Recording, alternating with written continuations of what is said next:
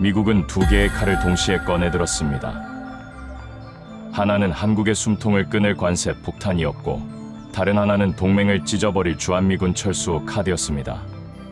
살인적인 관세로 경제를 위협하고 주한미군 철수로 안보를 흔들면 당연히 한국이 무릎 꿇을 줄 알았지만 그들은 몰랐습니다.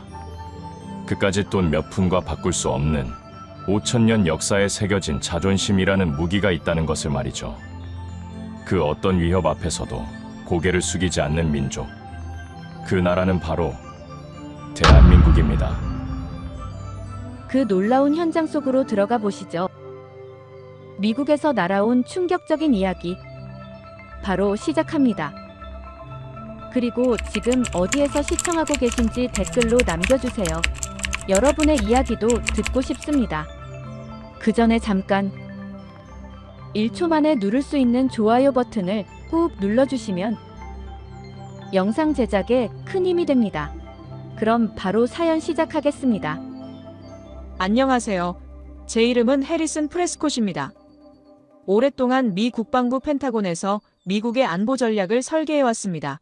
저는 전 세계의 지정학적 위협을 분석하고 대응하는 핵심 부서 GTEC을 설립한 초대 국장이었고, 지금은 백악관과 국방장관에게 직접 자문하는 국제안보정책실의 선임연구위원으로 일하고 있습니다.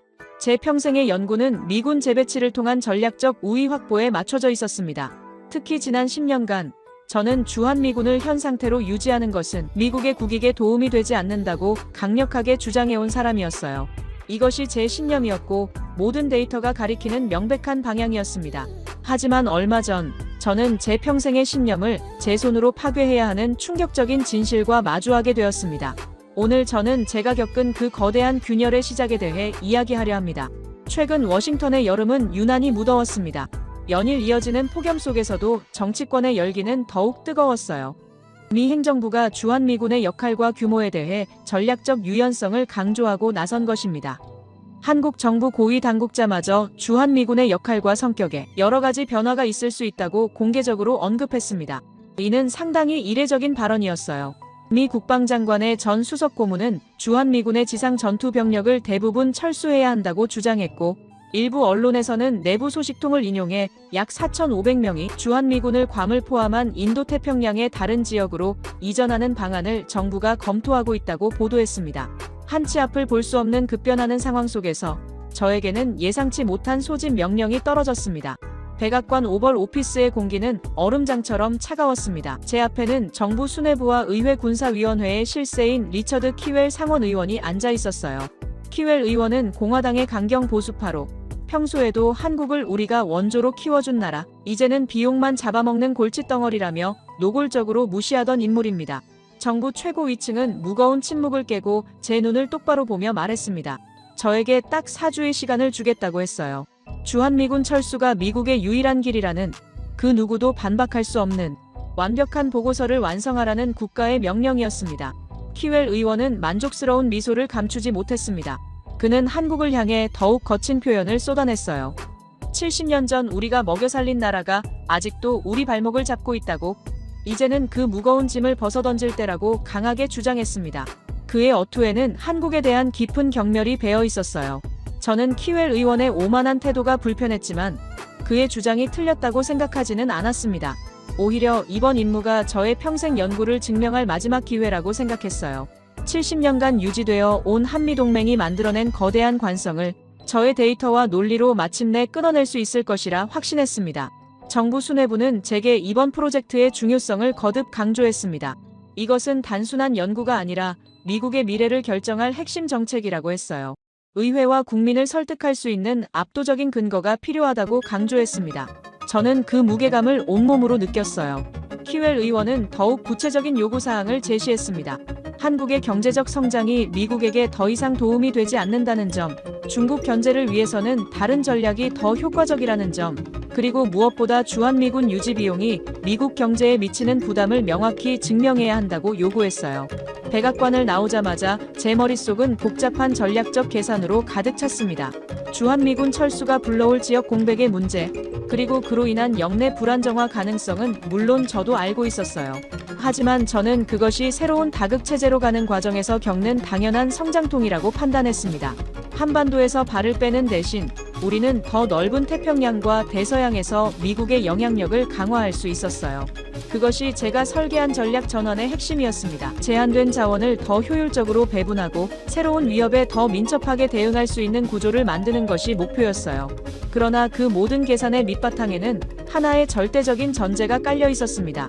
바로 미국이 빠진 한국은 스스로를 지탱할 수 없다는 것이었어요. 이것은 미국 전략가들이 공유해온 기본 가정이었습니다. 한국은 우리의 보호 없이는 북한의 위협에 속수무책으로 당할 수밖에 없는 나라라고 믿었어요. 저는 그 전제를 증명하고 동시에 철수 이후의 혼란을 최소화할 방안을 찾기 위해 펜타곤 지하 5층으로 향했습니다. 그곳에는 제가 설계에 참여한 최첨단 AI 전략 시뮬레이터 프로젝트 야누스가 저를 기다리고 있었어요. 야누스는 과거의 모든 데이터를 통해 미래를 예측하는 두 개의 얼굴을 가진 신의 이름을 딴 시스템입니다. 이 시스템은 펜타곤이 10년에 걸쳐 개발한 최고 기밀 프로젝트였어요. 전 세계 모든 국가의 군사력, 경제력, 정치적 안정성, 심지어 국민의 심리 상태까지 분석하여 가장 정확한 미래 시나리오를 제시하는 것이 목표였습니다. 야누스가 처리하는 데이터의 규모는 상상을 초월했어요. 매일 수집되는 위성정보, 통신정보, 경제지표, 정치 동향, 군사훈련 현황까지 실시간으로 분석합니다. 전 세계 200개국의 50년치 데이터가 이 시스템 안에 축적되어 있었어요. 저는 야누스가 저의 신념에 완벽한 마침표를 찍어줄 것이라 굳게 믿었습니다. 서늘한 서버 소음만이 가득한 야누스 랩에는 저와 소수의 핵심 분석가들만이 남아 있었습니다. 이들은 모두 박사학위를 가진 최고의 전문가들이었어요. 경제학자, 정치학자, 군사전략가, 데이터 과학자들이 한 팀을 이뤘습니다. 그들 역시 주한미군 철수의 당위성을 확신하고 있었어요. 저는 제 손으로 직접 시나리오를 입력했습니다. 시나리오 알파, 2026년 주한미군 완전 철수라고 명명했어요. 그러자 거대한 홀로그램 스크린 위로 수만 개의 데이터들이 빛의 속도로 오가기 시작했습니다. 마치 우주의 별들이 춤을 추는 것 같은 장관이었어요. 시스템은 먼저 현재 한반도의 모든 상황을 스캔했습니다. 북한의 핵능력, 중국의 군사력 증강, 러시아의 극동정책, 일본의 방위력, 그리고 한국의 현재 상태까지 모든 변수를 고려했어요. 수십억 개의 계산이 초당 처리되면서 야누스는 점차 미래의 모습을 그려내기 시작했습니다. 잠시 후 첫 번째 얼굴, 즉 예상된 미래가 스크린에 떠올랐습니다. 결과는 제가 수십 년간 주장해온 것과 정확히 일치했어요. 초기에는 약간의 영내 불안정화가 발생하지만 미국은 막대한 국방비를 절감하고 그 자원을 다른 핵심 지역에 투입하여 전 세계적인 통제력을 오히려 강화한다는 결론이었습니다. 구체적인 수치들이 화면에 나타났어요. 연간 200억 달러의 비용 절감, 28,000명의 병력을 다른 지역으로 재배치함으로써 얻는 전략적 유연성, 중동과 유럽에서의 영향력 확대 효과까지 모든 계산이 저의 예상과 일치했습니다. 저는 나지막이 안도의 한숨을 내쉬었어요. 역시 제 판단이 옳았습니다. 하지만 바로 그 순간이었습니다. 스크린의 모든 데이터가 붉은색으로 전멸하기 시작했어요. 경고음이 울리면서 시스템 전체가 요동치기 시작했습니다. 분석가들은 당황한 표정으로 서로를 바라보았어요. 이런 일은 야누스 운영 역사상 처음 있는 일이었습니다. 그러더니 야누스의 두 번째 얼굴, 즉 시뮬레이션된 진실이 모습을 드러냈습니다. 시스템은 짧지만 얼음처럼 차가운 문장을 뱉어냈어요. 미군 철수 후 180일 내 대한민국은 붕괴하지 않습니다. 반면 미합중국은 아시아 태평양 지역의 통제권을 상실하고 회복 불가능한 패전에 직면합니다. 더욱 충격적인 세부 데이터들이 쏟아져 나왔어요. 한국의 독자적 방위 능력은 우리가 알고 있던 것보다 월등히 높았습니다. 한국이 보유한 미사일 기술, 방공 시스템, 잠수함 능력, 그리고 무엇보다 방위 산업의 기술 수준이 우리의 예상을 완전히 뛰어넘고 있었어요. 야누스는 계속해서 경악스러운 데이터를 보여주었습니다. 한국의 KF-21 전투기 개발 프로젝트는 단순한 기술 시연이 아니라 실제 전력화가 임박한 상태였어요. K2 흑표 전차는 이미 폴란드에 1000대 이상 수출이 확정되어 미국의 에이브람스를 제치고 있었습니다. 천공 방공 시스템은 아랍에미리트에서 실전 배치되어 완벽한 성능을 인정받고 있었어요. 가장 충격적인 것은 한국의 방위산업 수출 규모였습니다. 작년 한 해에만 200억 달러를 넘어선 것으로 나타났어요. 이는 세계 네 번째 규모로 우리가 알고 있던 것보다 무려 3배나 높은 수치였습니다. 폴란드, 호주, 인도, 사우디아라비아, 이집트까지 전통적인 미국 무기의 고객들이 하나둘 한국제 무기를 선택하고 있었어요. 저는 제 눈을 의심했습니다. 있을 수 없는 일이었어요. 이건 명백한 시스템 오류였습니다. 저는 분석가들에게 당장 시스템을 재점검하고 다시 시뮬레이션을 돌리라고 지시했습니다. 하지만 두 번째, 세 번째 시도에서도 야누스는 똑같은 대답을 내놓았어요. 미국의 패배, 그것도 단순한 패배가 아니라 회복 불가능한 완전한 몰락이었습니다. 저는 온몸의 피가 차갑게 식는 것을 느꼈어요. 야누스는 거짓말을 하지 않습니다. 그것은 수십 년간 축적된 펜타곤의 모든 데이터를 기반으로 오직 확률과 사실만을 계산하는 기계거든요. 그렇다면 답은 하나였습니다. 우리가 지난 70년간 철석같이 믿어온 모든 것이, 우리가 한국에 대해 알고 있다고 생각했던 모든 데이터가 처음부터 완전히 잘못되었다는 뜻이었어요. 그 안에 우리가 상상조차 하지 못했던 거대한 비밀이 숨겨져 있었습니다. 그날 밤, 저는 한때는 제 손안에 있다고 믿었던 세계가 사실은 거대한 착각 위에 서 있었다는 경악스러운 진실의 문을 막 열어젖혔습니다. 그날 이후 펜타곤 지하 5층의 야누스 랩은 저의 집무실이 되었습니다. 저는 지난 70년간 펜타곤이 쌓아올린 한국에 대한 모든 데이터를 다시 원점부터 검토하기 시작했어요. 처음에는 야누스의 알고리즘 자체에 결함이 있을 것이라 의심했습니다. 우리가 입력한 데이터 중 한국의 전투력을 과대평가하게 만드는 오염된 정보가 끼어들어갔을 것이라 확신했어요. 저는 저의 팀에게 단 하나의 임무를 내렸습니다. 한국 데이터의 오류를 찾아내라는 것이었습니다.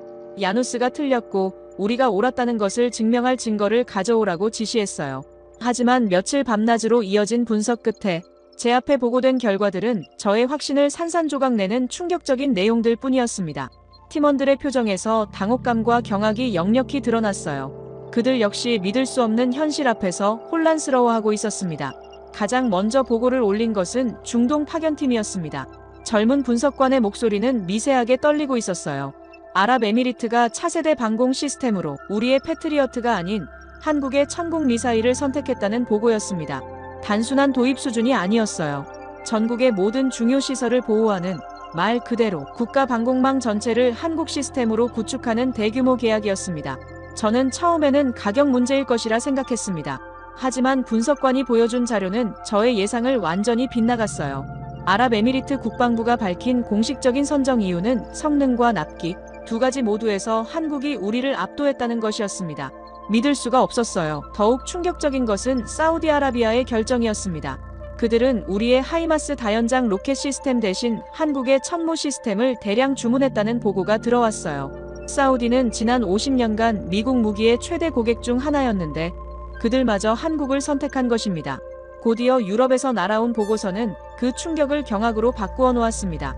폴란드의 차세대 주력 전차 사업에서 최종 선택된 것은 우리의 에이브람스가 아닌 한국의 K2 흑표 전차였어요. 1000대가 넘는 대규모 계약이었습니다. 과거 소련 시절의 낡은 전차들을 전부 대체하는, 말 그대로 군대 자체를 재창설하는 수준이었어요. 호주에서도 비슷한 소식이 전해졌습니다. 호주의 차세대 장갑차 사업에서 최종 경쟁에 오른 것은 독일의 라인메탈과 한국의 한화였어요. 우리 미국은 최종 후보에도 들지 못했다는 내용이었습니다. 이것은 상상할 수 없는 일이었어요. 제 사무실은 발칵 뒤집혔습니다. 이것은 단순한 몇 건의 계약 문제가 아니었어요. 우리가 지난 50년간 세계 최강이라 자부하며 구축해온 방산 시장의 질서에 균열이 생기고 있다는 명백한 신호였습니다. 우리가 모르는 사이에 한국이라는 존재가 조용히 우리의 시장과 영향력을 잠식해오고 있었던 겁니다. 더욱 놀라운 것은 계약 조건들이었습니다. 한국은 단순히 무기만 판매하는 것이 아니었어요. 기술 이전, 현지 생산, 운용 교육, 정비 지원까지 포함하는 완전한 패키지를 제공하고 있었습니다. 이것은 우리의 전통적인 판매 방식과는 차원이 다른 접근이었어요. 분석팀이 조사한 결과 한국의 방산 수출 규모는 작년 한 해에만 230억 달러를 넘어선 것으로 나타났습니다. 이는 세계 네 번째 규모로 우리가 알고 있던 것보다 무려 3배나 높은 수치였어요. 하지만 진짜 현실 충격은 이제부터가 시작이었어요. 제가 가장 경악했던 것은 무기의 성능이나 가격이 아니었습니다. 바로 생산 속도였어요. 분석팀은 만약 우리가 폴란드와 비슷한 규모의 계약을 맺는다면 전차를 인도하는데 최소 5년에서 7년이 걸릴 것이라 예측했습니다. 하지만 한국은 그 절반도 안 되는 2년에서 3년 안에 모든 물량을 납품하겠다고 약속했어요. 그것은 불가능에 가까운 일이었습니다. 어떻게 그런 속도가 나올 수 있는지 이해할 수가 없었어요. 그때 한 분석관이 위성으로 촬영한 한국의 방산업체 공장 사진들을 스크린에 띄웠습니다. 그곳의 생산 라인은 24시간 불이 꺼지지 않고 있었어요. 그 모습은 마치 거대한 용광로 같았습니다. 수천 명의 근로자들이 교대로 쉬지 않고 일하고 있었어요. 그제야 저는 어렴풋이 깨닫기 시작했습니다. 전투력은 숫자가 아니라는 것을요. 쉬지 않고 돌아가는 저 용광로, 저 무섭도록 지독한 끈질김이 군대를 만든다는 것을 말입니다. 이것은 단순한 산업력의 문제가 아니었어요. 국가 전체가 하나의 거대한 전쟁 기계로 돌아가고 있다는 뜻이었습니다. 데이터는 명확했습니다. 한국은 강했어요. 제가 상상했던 것보다 훨씬 더 단단한 최전선이었습니다. 하지만 여전히 의문은 풀리지 않았어요. 그들의 군사력이 아무리 강하다 한들 우리 미합 중국 전체를 패배로 이끌 정도란 말인가요? 숫자와 데이터만으로는 설명되지 않는 무언가가 더 있었습니다. 저는 마지막 해답을 찾기 위해 수십 년간 제게 지혜를 주었던 한 사람에게 연락했어요. 15년간 한국에서 근무하며 주한미군 사령관을 역임했던 퇴역 장군 톰 데이비스였습니다. 그는 한국군과 함께 수많은 위기를 헤쳐나간 산증인이었어요. 저는 데이비스 장군에게 화상으로 야누스의 시뮬레이션 결과를 보여주며 물었습니다. 우리가 놓치고 있는 것이 대체 무엇이냐고 말이에요. 화면 너머의 노장은 한참 동안 말이 없었습니다. 그의 주름진 얼굴에는 깊은 사색의 흔적이 역력했어요. 그는 지친 목소리로 하지만 강철 같은 무게가 실린 목소리로 입을 열었습니다. 그의 첫마디는 저의 허를 찔렀어요. 제가 여전히 탱크 숫자나 세고 있다며 하드웨어가 아닌 그들의 정신, 즉 소프트웨어를 봐야 한다고 했습니다. 데이비스 장군의 이야기는 충격적이었어요. 자신에게 한국에서의 15년은 매일이 전쟁과 같았다고 했습니다. 언제 터질지 모르는 위협 앞에서 단 하루도 긴장을 늦출 수 없는 살아있는 전장이었다고 말했어요. 그들에게 국경 방어는 임무가 아니라 생존 그 자체였습니다. 장군은 구체적인 사례들을 들려주기 시작했어요. 한국군은 매년 수백 차례의 크고 작은 도발에 완벽하게 대응해왔다고 했습니다. 서해에서 벌어지는 해상 충돌, 비무장지대에서의 침입 시도, 사이버 공격까지 모든 위협에 즉각적으로 반응하는 시스템을 구축해왔다는 것이었어요. 저는 그때 처음으로 조용한 데비테세라는 말의 진짜 의미를 깨달았습니다. 그것은 서류상의 작전 계획이 아니었어요. 수십 년간 수많은 도발 속에서 그들의 작전 계획은 수없이 수정되지만 그들의 결의는 흔들리지 않았다는 것을 저는 데이비스 장군의 주름진 눈에서 읽을 수 있었습니다. 장군은 더욱 놀라운 이야기를 계속했어요. 한국군의 훈련 강도는 상상을 초월한다고 했습니다. 우리 미군이 연간 200일 정도 훈련한다면 한국군은 300일 이상을 훈련에 매달린다고 했어요. 그것도 실전과 동일한 조건에서 말입니다. 특히 인상적이었던 것은 한국군의 위기 대응 능력이었어요. 천안함 사건, 연평도 포격 사건 같은 중대한 도발이 발생했을 때 한국군의 대응은 완벽했다고 장군은 증언했습니다. 단 몇 분 안에 전국의 모든 부대가 최고 경계태세로 전환되고 필요한 모든 자원이 즉시 동원되는 모습을 보며 경악했다고 했어요. 데이비스 장군은 결정적인 한마디를 덧붙였습니다. 우리의 전략은 적이 주먹을 날리면 그 주먹을 맞고 더 강한 주먹으로 쓰러뜨리는 것이라고 했어요. 하지만 한국의 전략은 달랐습니다. 그들은 처음부터 상대가 주먹을 날릴 생각조차 하지 못하도록 온몸을 강철로 만드는 전략을 쓰고 있었어요. 그것은 억제를 넘어선 예방의 개념이었습니다. 상대의 도발 의지 자체를 꺾어버리는 강철 같은 결이었어요. 그것이 한국이라는 군대의 본질이라고 했습니다. 북한이 수십 년간 도발을 멈추지 않으면서도 전면전을 감히 시도하지 못하는 이유가 바로 거기에 있다고 설명했어요. 장군은 또 다른 충격적인 사실을 알려주었습니다.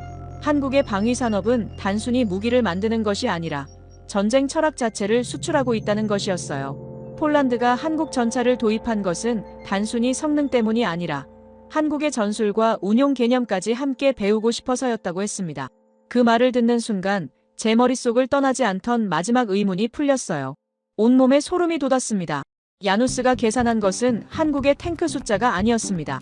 그것은 바로 지난 70년간 단 하루도 꺼지지 않았던 그들의 의지, 그 끈질김의 가치를 수치로 환산했던 것이에요.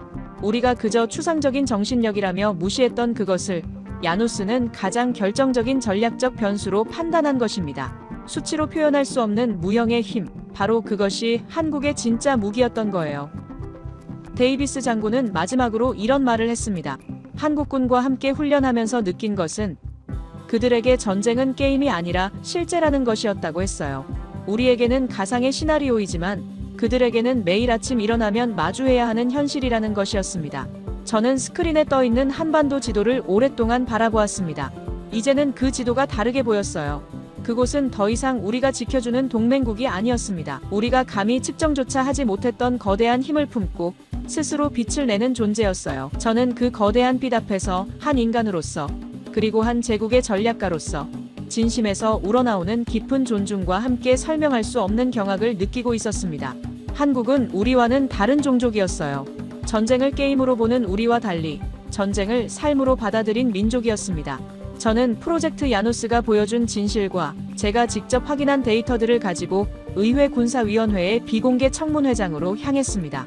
그곳에는 저에게 임무를 내렸던 리처드 키웰 의원이 차가운 표정으로 저를 기다리고 있었어요. 저는 흔들리지 않았습니다.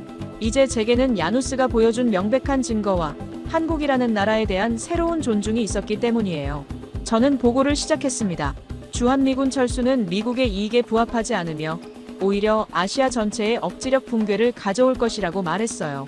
그리고 그 근거로 한국의 경이로운 방산 능력과 우리가 이해하지 못했던 그들의 전략적 개념에 대해 설명하기 시작했습니다. 폴란드의 K2 전차 도입, 아랍에미리트의 천국 미사일 선택, 사우디아라비아의 천무 시스템 계약까지 구체적인 사례들을 나열했어요. 하지만 키웰 의원은 제 말을 듣고 비웃었습니다. 그는 제 보고서를 테이블 위로 밀어내며 회의장에 있는 모두에게 들으라는 듯 큰 소리로 말했어요. 제가 한국의 로비에 넘어간 것이 아니냐는 투였습니다. 그는 심지어 우리가 70년간 지켜준 나라가 이제 와서 무섭다는 거냐며 저를 겁쟁이 취급했어요. 키웰 의원의 거만한 태도는 날이 갈수록 심해졌습니다. 그는 한국을 여전히 우리의 원조로 살아남은 나라로만 바라보고 있었어요. 제가 아무리 데이터를 제시해도 그는 귀를 막고 있었습니다. 오히려 저에게 비아냥거리는 말만 쏟아냈어요. 그의 편견 가득한 태도를 보는 순간 저는 깨달았습니다. 키웰 의원 같은 사람에게는 데이터나 숫자가 통하지 않는다는 것을 말이에요. 그는 자신이 보고 싶은 것만 보고 믿고 싶은 것만 믿는 사람이었습니다. 저는 잠시 말을 멈추고 그를 비롯한 위원들을 똑바로 바라보며 말했어요. 야누스가 왜 미국의 몰락을 예측했는지 그 근본적인 이유를 설명해주겠다고 했습니다. 우리가 단순히 숫자로만 파악했던 한국군의 정신, 그 강철 같은 결의가 실제로 어떻게 발현되었는지 보여주겠다고 했어요. 저는 앞서 말씀드린 자료들을 더 심층적으로 조사해봤습니다. 그 과정에서 2002년에 벌어진 한 사건을 발견하게 되었어요. 바로 그 해는 한국에서 월드컵이 열렸던 해였습니다. 전 세계가 한국의 축구에 열광하고 있을 때 서해에서는 아무도 모르는 큰 사건이 벌어지고 있었어요. 2002년 6월 29일, 바로 연평해전이었습니다. 월드컵으로 온 나라가 축제 분위기에 빠져있던 그 순간 서해 바다에서는 한국의 젊은 군인들이 목숨을 걸고 조국의 바다를 지키고 있었습니다. 그 대비가 저에게는 무척 인상적이었어요. 그 싸움은 아주 명확하게 북한이 먼저 총을 쏘며 시작되었습니다. 기습적인 첫 공격을 당한 것이에요. 대한민국의 젊은 군인들은 포탄이 빗발치는 갑판 위에서 한치의 물러섰음도 없었습니다. 그들은 자신들의 목숨보다 조국의 바다를 지키는 것을 더 중요하게 생각했어요. 참수리 고속정의 함장이 쓰러지고 배에 불이 붙는 절체절명의 순간에도 그들은 두려움 없이 바다를 지켰습니다. 이것이 바로 제가 자료에서 확인한 한국군의 용기였어요. 포탄이 선체를 뚫고 동료들이 눈앞에서 쓰러져가는 지옥 같은 상황 속에서도 그들은 결코 무너지지 않았습니다. 서해 바다의 경계는 쉽게 무너지지 않았어요. 그들의 작은 고속정은 수적으로 우세한 적들 앞에서 거대한 성벽처럼 버텨냈습니다. 윤영아 소령을 비롯한 6명의 젊은 군인들이 그 바다에서 꽃처럼 산화했지만 그들의 희생으로 더 큰 전쟁은 막을 수 있었어요. 제가 더 놀랐던 것은 그들의 침착함이었습니다. 그들은 분노에 휩쓸려 무모하게 돌격하지 않았어요. 싸움 중에도 명령을 따르며 신중하게 행동했습니다. 이것은 교전 규칙을 철저히 준수하는 고도로 훈련된 군대만이 보여줄 수 있는 모습이었어요. 그들은 감정이 아닌 시스템으로 싸우고 있었습니다. 개인의 영웅주의가 아니라 조직의 체계적인 대응이었어요. 이것이야말로 현대전에서 가장 중요한 요소였습니다. 한국군은 이미 그런 수준에 도달해 있었던 거예요. 키웰 의원은 그저 작은 국지전일 뿐이라고 일축했습니다. 하지만 저는 단호하게 말했어요. 야누스가 본 것은 작은 전투가 아니라 그 전투에서 드러난 한국이라는 군대의 DNA였다고 말했습니다. 그리고 그 DNA가 우리 미국이 감히 계산할 수 없었던 가장 강력한 변수였다고 증언했어요. 저는 더 구체적인 사례들을 들었습니다. 천안함 사건 때의 냉철한 대응, 연평도 포격 사건 때의 즉각적인 반격, 그리고 무엇보다 이 모든 도발에도 불구하고 전면전으로 확전시키지 않은 자제력까지 모든 것이 체계적이고 계획적이었다고 설명했어요. 청문회는 아무런 결론 없이 끝났습니다. 키웰 의원은 저를 배신자 취급하며 제 모든 경력을 끝장낼 것이라고 협박했어요. 펜타곤 전체가 발칵 뒤집혔습니다. 모두가 저를 비난하거나 혹은 저를 피하기 시작했어요. 저는 완전히 고립되었습니다. 하지만 저는 포기하지 않았어요. 마지막으로 상관에게 개별 면담을 신청했습니다. 제 모든 것을 걸어야 하는 마지막 승부였어요. 이것은 단순히 제 개인의 명예를 위한 것이 아니었습니다. 미국의 미래가 걸린 문제였어요. 상관의 집무실의 무거운 공기 속에서 저는 다시 연평해전 이야기를 꺼냈습니다. 그리고 제가 미처 청문회에서 하지 못했던 마지막 이야기를 전했어요. 그 전투에서 가장 위대했던 점은 용맹하게 싸웠다는 사실이 아니라 싸우면서도 더 큰 전쟁을 막아냈다는 점이라고 말했습니다.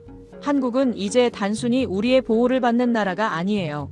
그들은 스스로를 지킬 수 있을 뿐만 아니라 우리와 함께 지역의 평화와 안정을 책임질 수 있는 강력한 파트너로 성장했습니다. 이것을 인정하지 않는다면 우리는 아시아에서 완전히 고립될 위험에 처할 거예요. 저는 마지막으로 이렇게 말했습니다. 바로 그들이 이름도 얼굴도 알려지지 않은 대한민국의 젊은 군인들이 우리가 지난 수십 년간 놓치고 있었던 한국의 진짜 힘이라고 말했어요. 그들은 말없이 바다를 지키며 국민의 안전을 지켰습니다. 이익이나 명예를 위해서가 아니라 그것이 자신들의 땅과 가족을 지키는 유일한 길이었기 때문이에요. 이익을 위해 움직이는 군대와 신념을 위해 싸우는 군대의 차이를 야누스는 정확히 꿰뚫어 본 것입니다. 저는 상관에게 진심으로 호소했어요. 역사를 써내려갈 때 감정적으로 접근하면 안 된다는 것을 잘 알고 있다고 했습니다. 하지만 때로는 냉철한 계산보다 더 중요한 것들이 있다고 말했어요. 바로 신뢰와 존중, 그리고 진정한 파트너십이었습니다. 미국이 진정한 강대국으로 남고 싶다면 한국과 같은 믿을 수 있는 동맹국들과 지속적인 관계를 유지해야 한다고 강조했어요. 그들을 잃는다면 우리는 아시아에서 혼자가 될 것이고 그것은 곧 우리의 쇠퇴를 의미할 거라고 경고했습니다. 저는 이것이 제가 평생을 바친 연구의 최종 결론이라고 보고를 마쳤어요. 한국은 우리가 보호해야 할 나라가 아니라 우리와 함께 세계의 평화와 안정을 지켜나갈 소중한 파트너라는 것이 제 마지막 결론이었습니다. 잠시 무거운 침묵이 흘렀습니다. 상관은 자리에서 일어나 창밖을 바라보며 오랫동안 생각에 잠겼어요. 그의 표정에서 깊은 고민의 흔적을 읽을 수 있었습니다.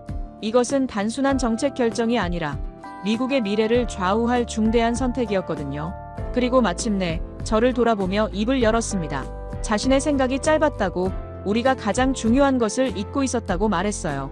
진정한 동맹이란 일방적인 보호관계가 아니라 서로를 존중하고 신뢰하는 상호 협력 관계라는 것을 깨달았다고 했습니다.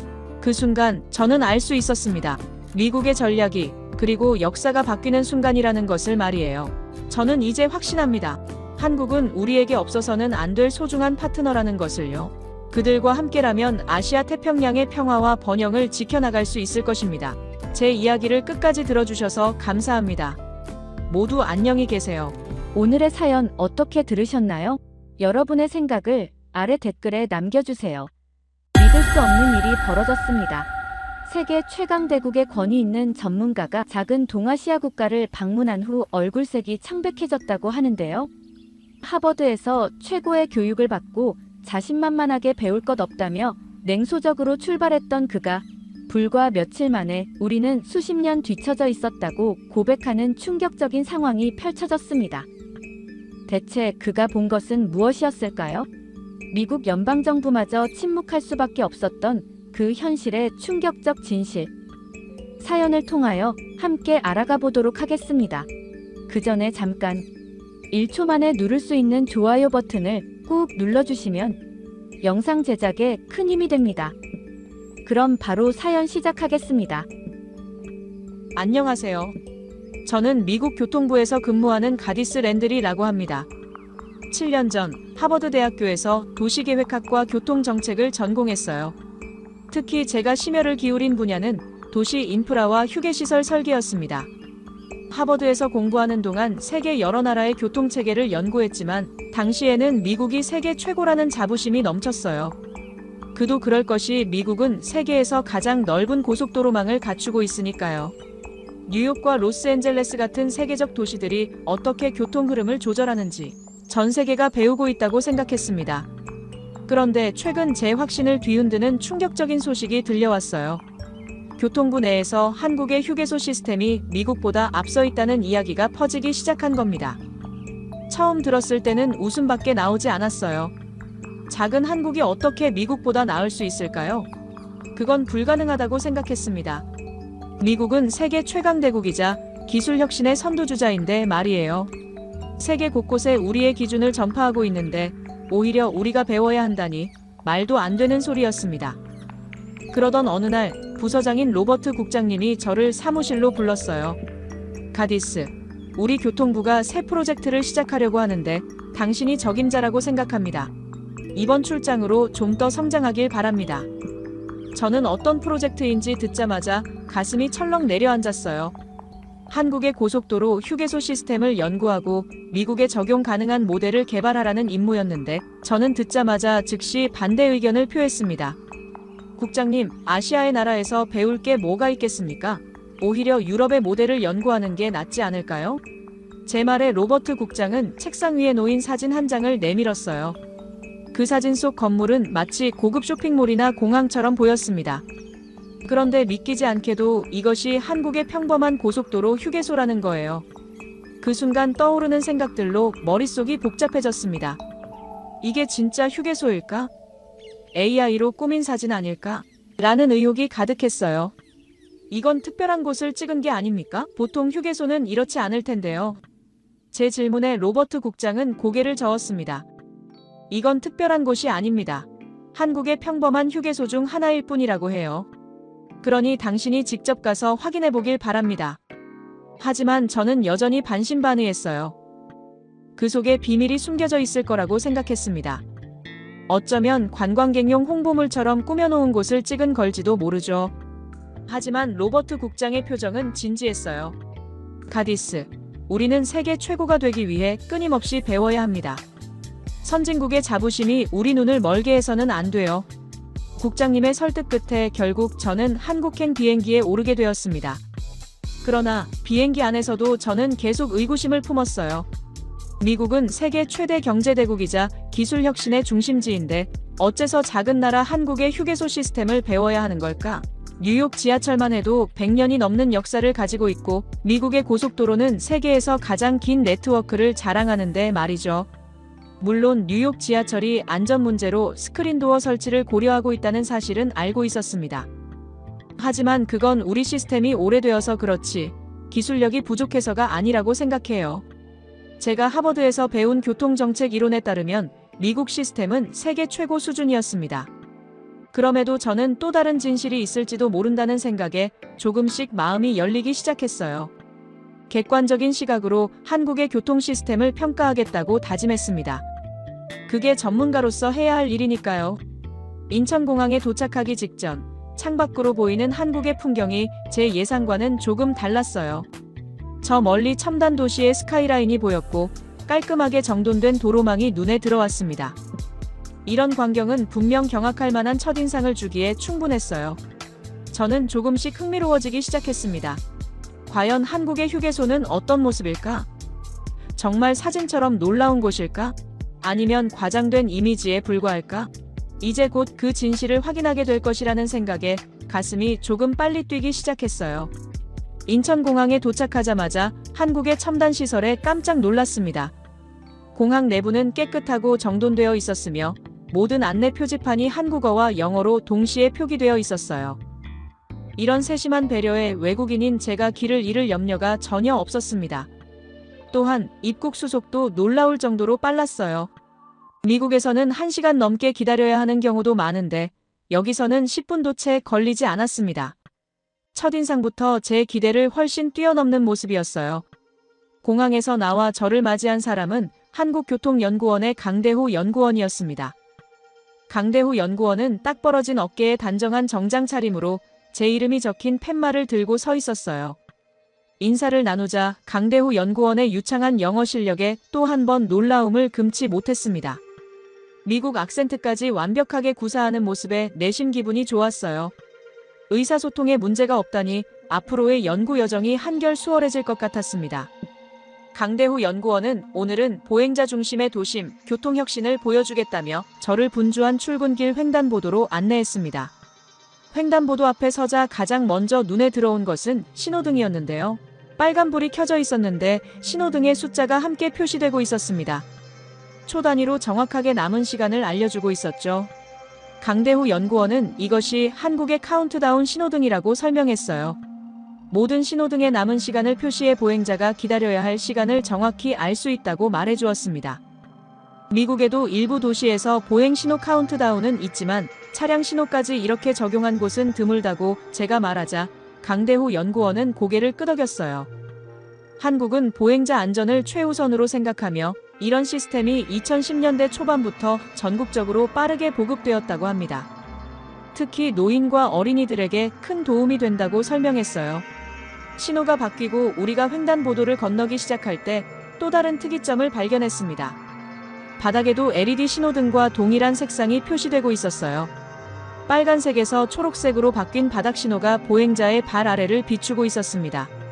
강대후 연구원은 이것이 바닥 신호등이라고 설명했어요. 스마트폰을 보며 걷는 사람들과 노약자 및 어린 보행자를 위해 바닥에도 동일한 신호를 표시한다고 합니다. 정말 재미있는 아이디어였고 실제로 그 순간 한 젊은 남성이 스마트폰에 집중한 채 걷다가 바닥에 빨간 신호를 보고 급히 멈추는 모습이 보였어요. 유럽 같은 나라에서도 일부 도시가 시범 운영 중이지만 한국에서는 이미 꽤 광범위하게 설치되었다고 합니다. 서울시는 2020년부터 주요 횡단보도 500여 곳에 설치했으며 보행자 사고율이 이전보다 30%가량 감소했다는 통계도 있다고 했어요. 이 통계를 듣자 더욱 관심이 생겼습니다. 신호 카운트다운 시스템은 단순히 편리함을 넘어 실질적인 안전 효과까지 있다는 이야기였어요. 도심 주변을 걸으며 다양한 보행자 중심 시설들을 더 살펴보았습니다.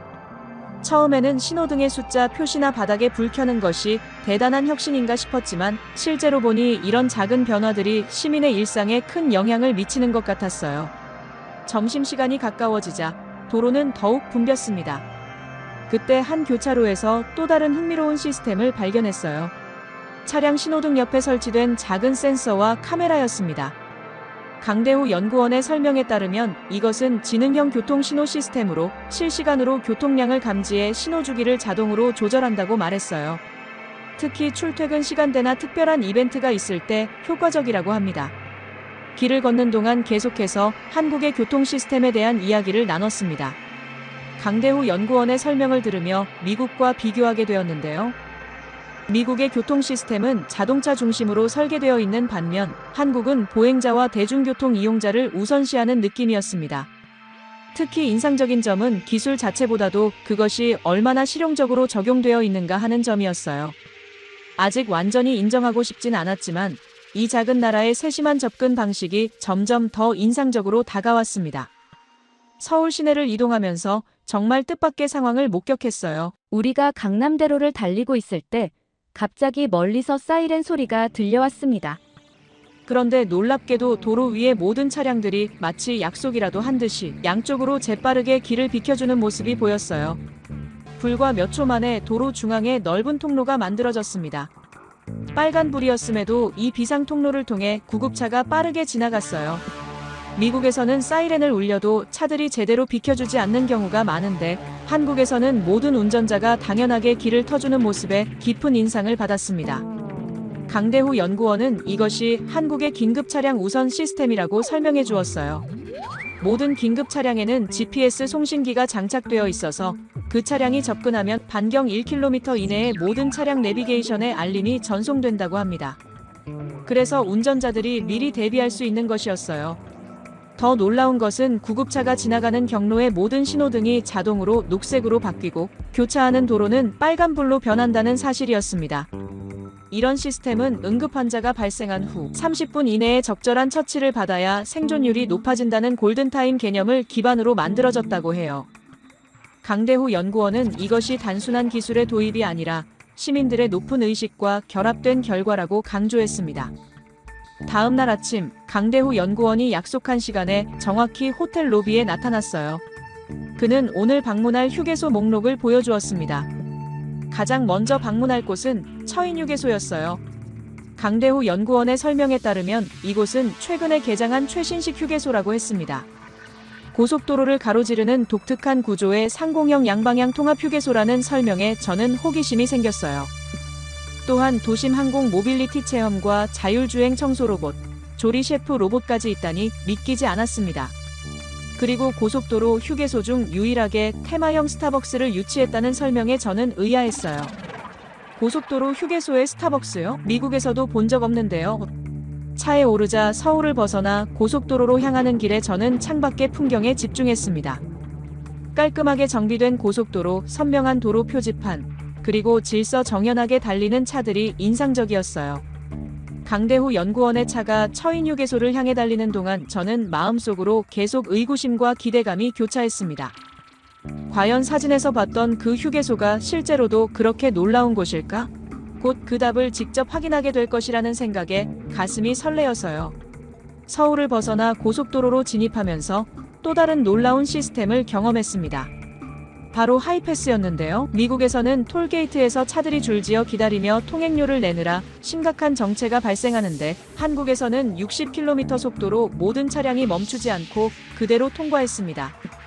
강대후 연구원의 설명에 따르면 한국에서는 99% 이상의 차량이 하이패스를 사용해서 톨게이트 정체가 거의 없다고 해요.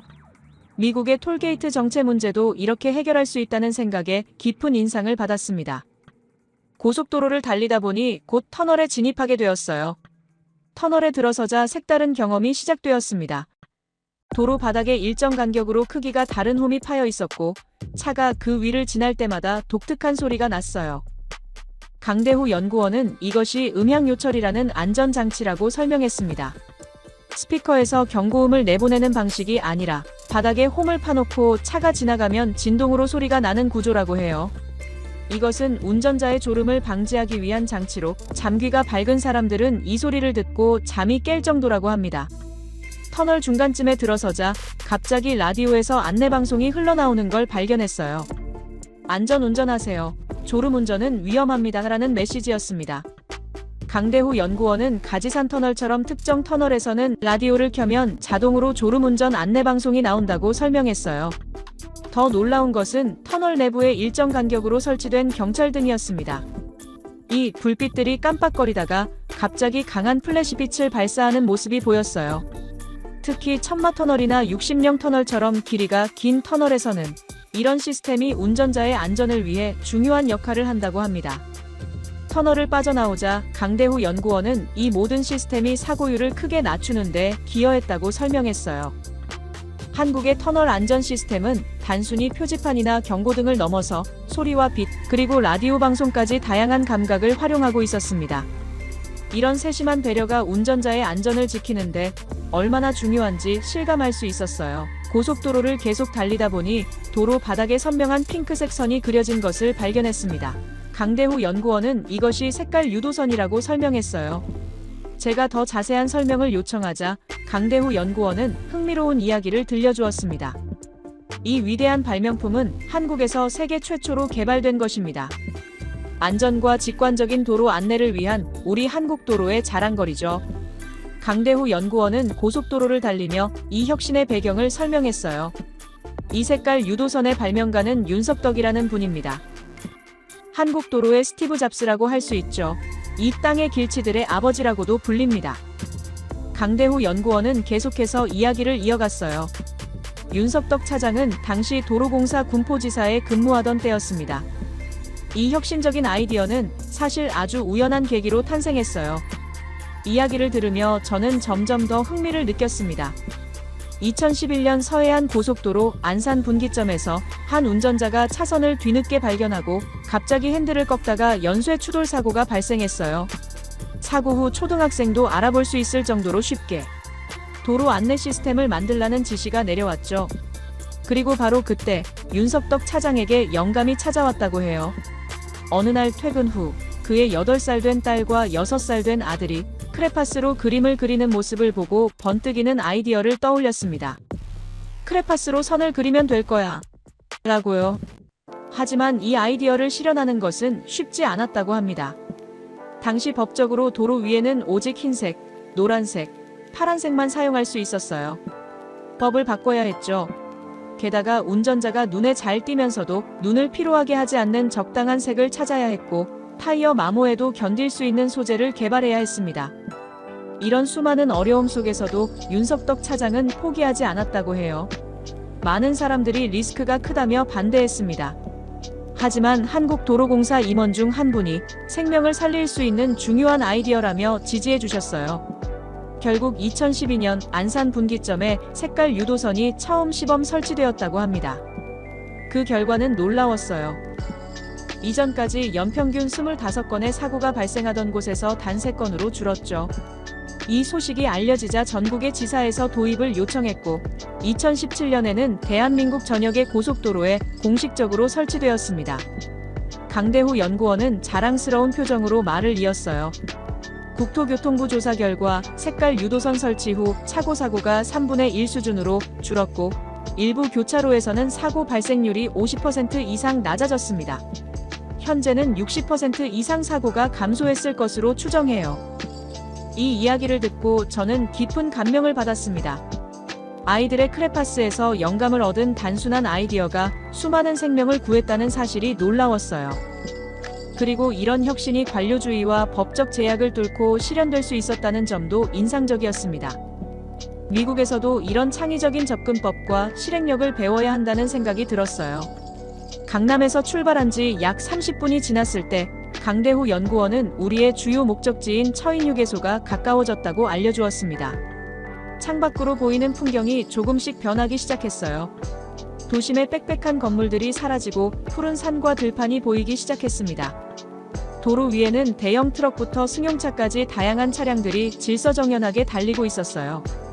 이 모든 차량들이 복잡한 도로 시스템 속에서도 흐름을 유지하는 모습이 인상적이었습니다. 마침내 우리는 처인휴게소에 도착했어요. 주차장에 들어서는 순간 저는 눈을 의심할 수밖에 없었습니다. 휴게소라고 하기에는 너무나 웅장하고 현대적인 건물이 눈앞에 펼쳐졌어요. 고속도로를 가로지르는 2개의 반지가 겹쳐진 독특한 형태의 건물은 마치 미래에서 온 듯한 느낌을 주었습니다. 저도 모르게 입이 떡 벌어졌어요. 이게 정말 고속도로 휴게소가 맞나요? 라는 말이 절로 나왔습니다. 주차장에는 태양광 패널이 설치된 캐노피 아래 최신식 전기차 충전기가 줄지어 있었어요. 여러 대의 전기차가 이미 충전 중이었고, 충전기 옆에는 디지털 화면으로 남은 충전 시간과 요금이 표시되고 있었습니다. 이런 첨단 시설은 미국의 많은 도심에서도 보기 어려운 광경이었어요. 처인휴게소 내부로 들어서자 더 놀라운 광경이 펼쳐졌습니다. 입구에는 대형 디지털 안내판이 설치되어 있어 휴게소 내 모든 시설의 위치를 한눈에 볼 수 있었어요. 이 안내판은 터치스크린 방식으로 작동해서 원하는 시설을 선택하면 그곳까지의 경로를 보여주었습니다. 또한 각 매장의 혼잡도까지 실시간으로 표시해주고 있었어요.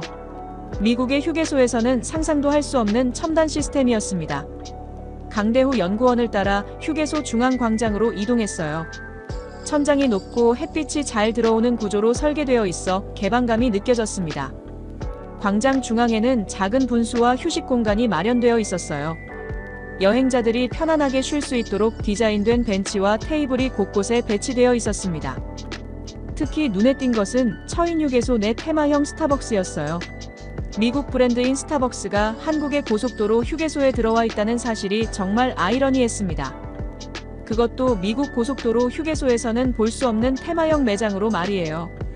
강대후 연구원은 이 스타벅스가 처인휴게소만의 특별한 매장으로 한국의 전통 문화 요소를 접목한 디자인으로 꾸며졌다고 설명했습니다. 실제로 매장 내부는 한국의 전통 창호 문양과 현대적 디자인이 조화롭게 어우러져 있었어요. 화장실을 확인하러 간 순간 또다시 놀라움을 금치 못했습니다. 입구에는 화장실 혼잡도를 알려주는 디지털 표시판이 설치되어 있었어요. 화장실 내부는 마치 고급 호텔처럼 깨끗했고, 모든 세면대와 화장실 문에는 센서가 달려 있어 접촉 없이 사용할 수 있었습니다. 심지어 화장실 칸마다 소독 장치까지 설치되어 있어 위생 상태가 완벽했어요. 미국 휴게소의 허름하고 지저분한 화장실과는 비교할 수 없는 수준이었습니다. 더 놀라운 것은 샤워 시설까지 갖추고 있다는 점이었어요. 장거리 운전으로 지친 운전자들이 샤워를 하고 갈 수 있는 최신식 시설이 마련되어 있었습니다. 저는 이런 배려에 감동받지 않을 수 없었어요. 미국에서는 상상도 할 수 없는 서비스였습니다. 휴게소 탐방을 마친 다음 날 강대후 연구원은 저를 한국도로공사 본사로 안내해 주었는데요. 오늘은 도로교통 관계자들과의 공식 미팅이 잡혀 있었어요. 회의실에 들어서자 몇 명의 한국도로공사 직원분들이 우리를 반갑게 맞이했습니다. 그 중에서도 한상규 팀장이 영어로 유창하게 인사를 건네며 자리로 안내했어요. 넓은 회의실 벽면에는 한국의 고속도로망과 휴게소 위치가 표시된 대형 지도가 걸려 있었습니다. 미팅이 시작되자 한상규 팀장은 한국 고속도로와 휴게소 시스템에 대한 프레젠테이션을 시작했어요. 슬라이드에는 한국 교통 시스템의 발전 과정과 현재 운영 현황에 대한 데이터가 가득했습니다. 한국도로공사는 단순한 도로 관리를 넘어 첨단 스마트 고속도로를 구축하고 있다는 설명에 저는 집중했어요. 특히 눈에 띈 것은 한국과 미국의 교통 철학에 대한 비교 자료였습니다. 미국이 자동차 중심의 교통체계를 구축해온 반면 한국은 사람 중심의 교통 시스템을 추구해왔다는 설명이었어요. 회의실 안에서 이 말을 듣는 순간 지난 며칠간 제가 경험한 모든 것들이 하나로 연결되는 듯 했습니다. 바로 이것이 미국과 한국의 근본적인 차이였어요. 목적지에 빨리 도착하는 것보다 여정 자체를 안전하고 즐겁게 만드는 데 초점을 맞춘 철학이었습니다. 한상규 팀장은 이어서 한국 휴게소의 경제적 가치에 대해 설명해 주었는데요. 한국의 휴게소는 연간 약 2천억 원의 매출을 올리며 지역 경제 활성화에 큰 역할을 한다는 내용이었습니다. 각 휴게소마다 그 지역 특산물을 판매함으로써 지역 생산자들에게 새로운 판로를 제공하고 있었고 휴게소에서 청년 일자리 창출에도 기여하고 있었습니다. 다양한 매장과 서비스를 통해 청년 창업의 기회를 제공하며 지역 일자리를 만들어내고 있었어요. 이런 경제적 선순환 구조가 휴게소를 단순한 편의 시설이 아닌 지역 경제의 중요한 축으로 만들고 있었습니다. 프레젠테이션 중간에 한상규 팀장은 제게 질문을 던졌어요. 미국에서는 어떤 기준으로 휴게소를 평가하는지 물었습니다. 저는 잠시 생각에 잠겼어요. 사실 미국에서는 휴게소를 평가한다는 개념 자체가 생소했습니다. 우리는 단지 화장실이 있는지의 여부와 기본적인 식음료 서비스가 있는지 정도만 신경 쓸 뿐이었어요. 그렇게 말하자 회의실 안의 한국 관계자들이 서로 의미심장한 눈빛을 교환했습니다. 한상규 팀장은 한국에서는 매년 전국 휴게소 서비스 품질 평가를 실시하고 우수 휴게소를 시상한다고 설명했어요. 이것이 휴게소 간의 선의의 경쟁을 유도하고 서비스 품질을 높이는 원동력이 된다는 설명이었습니다. 저는 한국으로 오기 전 미국에서 국장님에게 했던 자신만만한 말이 떠올랐어요. 한국이 우리 시스템을 따라했다는 건 알고 있지만 앞선다는 건 말이 안 됩니다. 그 말을 했던 제 모습이 부끄러워졌습니다. 하버드에서 교통경제학을 공부하며 세계 최고라고 믿었던 미국의 시스템이 실은 많은 부분에서 개선이 필요하다는 사실을 인정할 수밖에 없었어요. 미팅 후반부에는 한국도로공사의 미래 계획에 대한 설명이 이어졌습니다. 특히 인상적이었던 것은 스마트 하이웨이 프로젝트였어요. 도로 자체에 센서와 통신 기술을 내장하여 차량과 도로가 서로 소통하는 시스템이었습니다. 이를 통해 사고를 예방하고 교통 흐름을 최적화하며 에너지 효율성을 높이는 계획이었어요. 또한 휴게소에는 수소 충전소와 드론 물류 터미널을 추가로 설치하여 미래 교통의 허브로 발전시킬 계획이었습니다. 이런 미래 비전을 듣고 있자니 미국의 교통 시스템 발전 계획이 얼마나 보수적인지 새삼 깨닫게 되었어요. 3시간에 걸친 미팅이 끝나고 한국도로공사 관계자들과 함께 점심을 먹으며 더 많은 이야기를 나눴습니다. 한상규 팀장은 한국 교통 시스템이 앞서 나갈 수 있었던 비결은 무엇이라고 생각하냐는 제 질문에 흥미로운 답변을 해주었어요.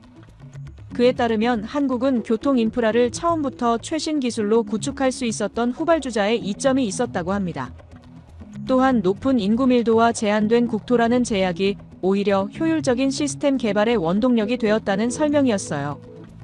그리고 무엇보다 중요한 것은 시민들의 높은 기술 수용성이라고 강조했습니다.